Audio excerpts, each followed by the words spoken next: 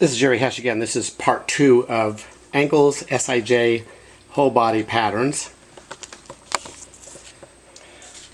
I'm with the Hesch Institute in Henderson, Nevada, close to Las Vegas. Website is HES like Sam, CH, institute.com. Consultations and treatment, seminars, and distance learning on this manual therapy technique. So this is our client. It's a little more than 20 minutes later. And so we did work on her hips. And I can now rotate her in supine to about 30 degrees, maybe it's 25 of internal rotation, and there is a softer end feel, and that is on both sides. So we did make some gain there. I know that you couldn't see from where you were filming, but I've got 10 degrees of dorsiflexion now, and the subtalar joint is much more mobile. Now that is a lax ankle, but previous she had no abduction of the subtalar, and I can block the ankle joint now and there's still subtalar joint mobility. That'll be easier to see when she's prone, but both ankles have normative for her body type subtalar motion. And I want to show you the pelvis now. Previously she had no pelvic side glide. Okay, and now she has that, and I think that that came from freeing up the lumbosacral junction, L5S1. I'm not sure how to validate that. Previously, when I imparted a posterior rotational stress through the pelvis, this rose up early, and now I can move it, and that stays relatively stationary. So I push it to an end point, and then I can spring and there's a recoil. So there is now mobility where it was absent previously, and there's also a secondary recoil when I come off of that. Let's stay on the pelvis, please. Have you lie on your stomach. And the sacrum now has spring. You can see the feet. You can see that motion goes through the hip joints into the lower extremities. You can see the heels bob medially. So now the force goes through the lumbopelvic hip complex and further down the body. This is sacrum, upper part. This is L5.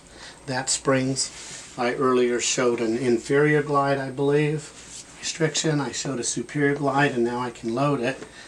Spring, and the force now goes through it. Ask me what released, and it's a complex answer. I didn't show that the sacrotuberous ligaments were really taut, but I promise you they were, and that's much more normative. Okay, let's. I don't know if we showed that up at T3 she's very restricted, but would you lie on your back? I do think we showed the sternum, and with this pattern that I call posterior sacral glide fixation, for lack of a better word, typically a point of compensation is T3, T4 region and upper body of the sternum, and that springs really nicely. I can now get mobility through the head. So we're going to try and keep her face out of it. I can very easily lift her head up now. I can come under C1 and spring it. Mobility traverses, that's 2. I can traction head. You can see the motion there very freely, and if you look down at her feet, you can see that translates through her body. Okay, let's have you walk and let's see how that looks. And you can just give us any spontaneous feedback.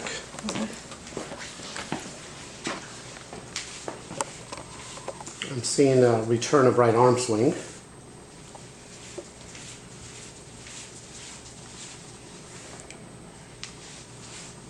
Your thoughts? I don't notice anything different, I'm sorry. That's okay. No, that's fine. And your thoughts? I could see the definite change. Your pelvis is moving, your right arm's moving now. And as far as the innominates moving separately, you could see a big difference. Yeah, I'm seeing more pelvic motion. So. And it was interesting how the upper body release, like she was very tight earlier at the AC joints on both sides shoulders, and that is a lot freer now. So there is a full body response. Subjectively, she's not aware of differences. I'm very curious to find out if that changes your urinary frequency, because oftentimes people report that gets much stronger. We'll see over time. She normally doesn't give any feedback. It doesn't matter who. Okay. Until a few hours Yeah. or days, and then she'll start to kind of collate. Right. And of course, the ankle needs work. There's no doubt about it. The right ankle does have greater laxity, so that is kind of a core issue. But by restoring the normative mobility that was absent, I think we can focus on that better, more effectively. So we'll stop here, and that's an example of how we restored some mobility in the foot and ankle and through the hip, through the pelvis, and how the rest of the body responded to that. And yes, it's controversial anytime you use the word SIJ, sacroiliac joint. I see it as a complex that's intertwined with a lot of dense connective tissues, intertwined with the lumbar spine and the hip below that. The pelvis has mechanics that are separate from the SIJ.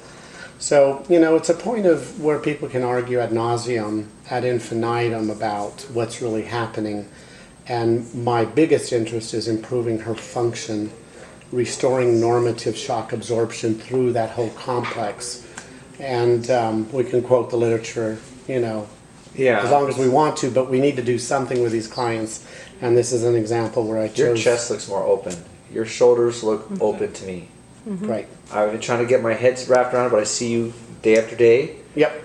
And you are standing more open. Yep, I see her standing taller. And I don't know if we captured that earlier or not. But anyway, I'm going to stop here. Thanks very much.